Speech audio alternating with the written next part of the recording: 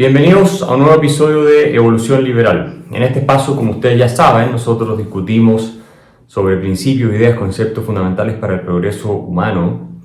Y hoy quería tocar un tema que está, por supuesto, en todas las planas de los diarios del mundo y que nos ha acompañado en los últimos años, y se trata de la pandemia.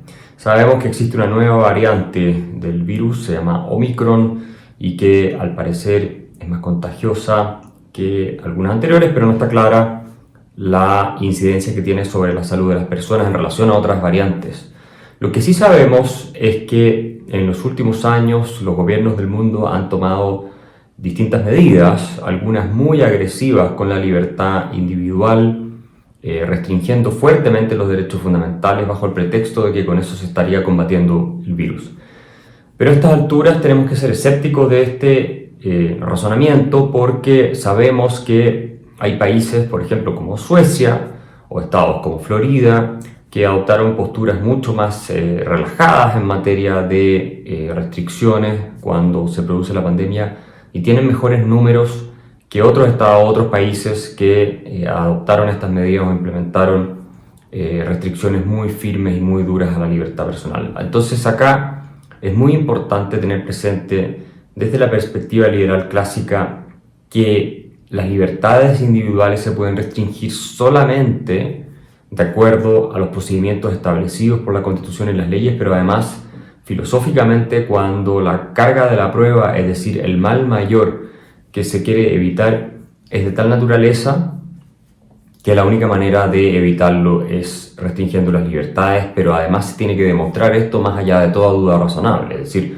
no se puede restringir las libertades o la propiedad de las personas bajo la idea vaga o la sospecha o la intuición de que eso va a evitar un mal mayor. No, tiene que estar completamente demostrado que ese es el caso.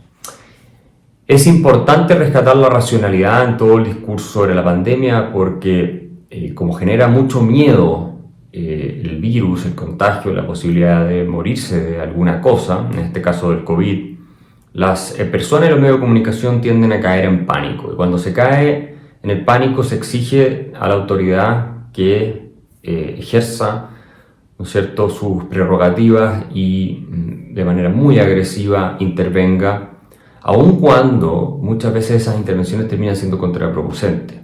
Hay bastantes estudios, mucha evidencia que ha demostrado hasta ahora que las cuarentenas, por ejemplo, no necesariamente disminuyen los contagios y que no tienen un efecto real sobre las muertes de las personas, y que depende mucho de cómo se implementen, cuándo, en qué momento. Y no solo eso, hay diversos estudios que muestran también que los costos de las cuarentenas en términos de salud pública son mayores que los beneficios de las cuarentenas.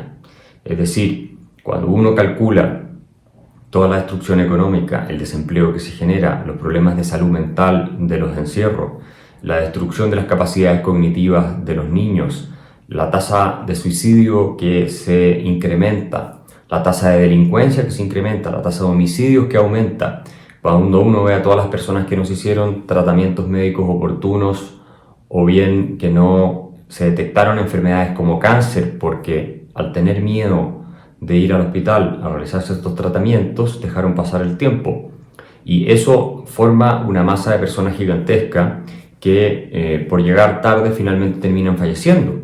Después hay distintos análisis incluso de las Naciones Unidas que hablan de el riesgo de decenas de millones o cientos de millones de personas de volver a caer en el hambre, en la miseria o en la inanición, incluso llegar a morir de eso, también de otras enfermedades como malaria y cosas así en los países en vías de desarrollo, producto de la interrupción de las cadenas de suministros. Entonces, todo este enfoque de represión, restricción de las libertades y de cierre de las economías tiene costos que son gigantescos para las personas, también desde el punto de vista de su salud. No es solamente la libertad la que sufre, que ya es un principio en sí mismo, que para restringir, como digo, tiene que haber fundamentos extraordinariamente sólidos, sino que también desde el punto de vista de la salud pública no tienen sentido las cuarentenas porque producen más daño que el beneficio que generan. Entonces, de acuerdo a diversos estudios.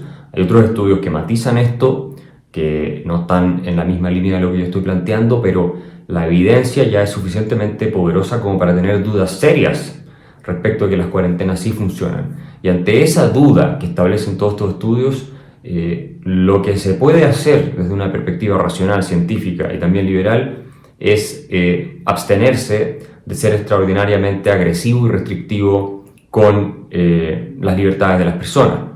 Esto es más aún el caso si es que tenemos presente que ya contamos con vacunas disponibles. Incluso ahora Pfizer ha anunciado un tratamiento antiviral que en poco tiempo estará disponible en distintos países del mundo, y por lo tanto el riesgo de morir de esta enfermedad o terminar hospitalizado cae sustancialmente, o sea, de manera ya muy importante.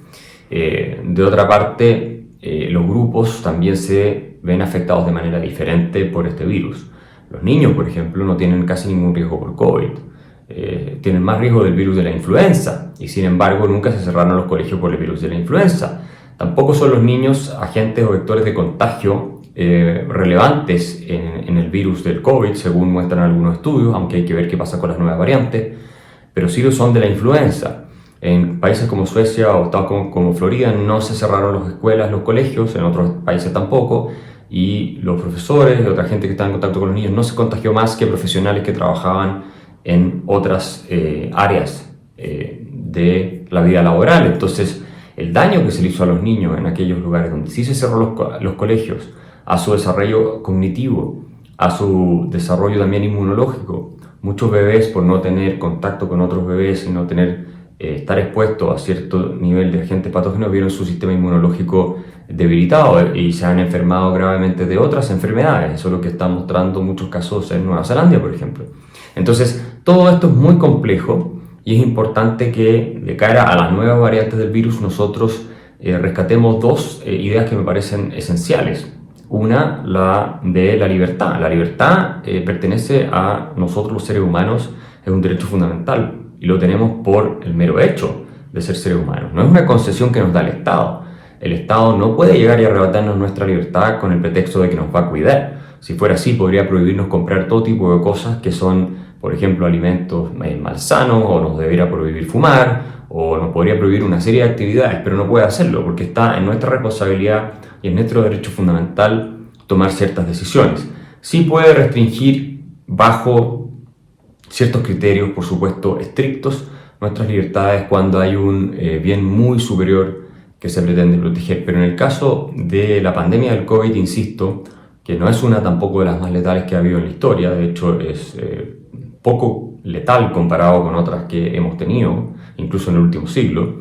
Bueno, en ese caso no hay fundamentos suficientes como para que el Estado intervenga restringiendo agresivamente las libertades. Entonces esto es lo primero. Y segundo, la parte científica y de análisis racional, que implica que las políticas que se van adoptando y la discusión pública tiene que ir siguiendo lo que son la evidencia empírica y las reglas de la lógica.